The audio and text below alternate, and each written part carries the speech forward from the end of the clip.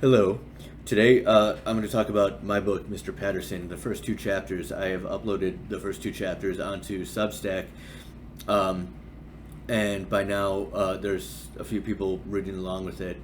Um, Mr. Patterson is about abduction fear. So all of the horror stuff that I've written is stuff that I experienced as a child, and being abducted by aliens was something that was very much pressed into your brain as a certain kind of fear. I always interpreted it as a kind of medical fear. So it's a medical uh, trauma type of trajectory with that. Medical trauma is something I am very intimately connected to. So, yeah, writing this book was a kind of catharsis.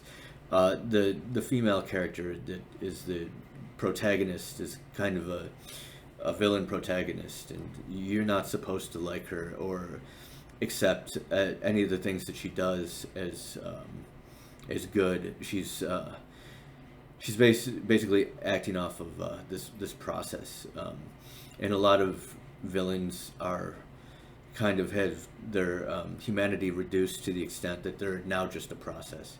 So with this Naomi Bird character, she's the process of coming to terms with this trauma that happened to her as a young child, and it's a trauma that she slowly over time mystified. But in this reality space, the trauma is real. So mystifying the trauma was a step away from the correct way to go. So in the first chapter, you're introduced to her medical trauma, which is a visitation from this Mr. Patterson character. That's really, I wanted to make the character as uncanny as humanly possible. And I did this because of now the background. This is a spoiler, but the background is there was Mr. Patterson was created by an act of grief. A very brilliant computer scientist guy figured out how to store a human connectome of his son in a kind of makeshift brain that he created. And what ends up happening is well, a human consciousness won't fit in anything that's not a human body. If transgender rights have taught us anything, it's that your brain and your body have to be aligned. So the idea of taking a child's mind out of their own body and then putting it into this mechanism or device has very, very bad consequences in this schema. So I don't want to get too far ahead. I want to talk about the first two chapters. So Naomi is this figure that's trying to figure out what happened to her. And you roll back in time and you realize that the beginning of her journey isn't her own trauma, but realizing that the trauma happened to somebody else. So now there's two victims, so you can't say, well, it was just some mystical bullshit that happened, and now once she realizes that there is another victim, it kicks her into a whole new space where she has to know what happened because she doesn't have an answer anymore. So she needs a real answer, one that's better than the one that she got, that she ended up with. So that's the beginning of her story. So we go back there. We find Naomi in a place where she's not quite fitting in. Academia may not be the right vector to get her ideas out there. So she meets this young man who's in her class, and she almost immediately takes this prefigured liking to him that she just assumes that they're she makes way too many assumptions about this boy in her class. But you'll see how that plays out later.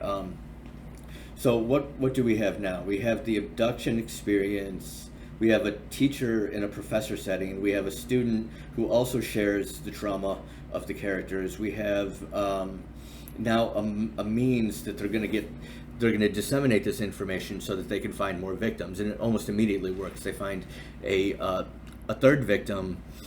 Well, there's Naomi's a victim, then she has her patient, then there's Jacob and his family, and now you have a fourth victim. So in the coming chapters, Naomi's going to go to this family and try to help them. And if not help them, then at least take down their story and show them that there's somebody out there who cares about this problem. And they're trying to figure out what happened.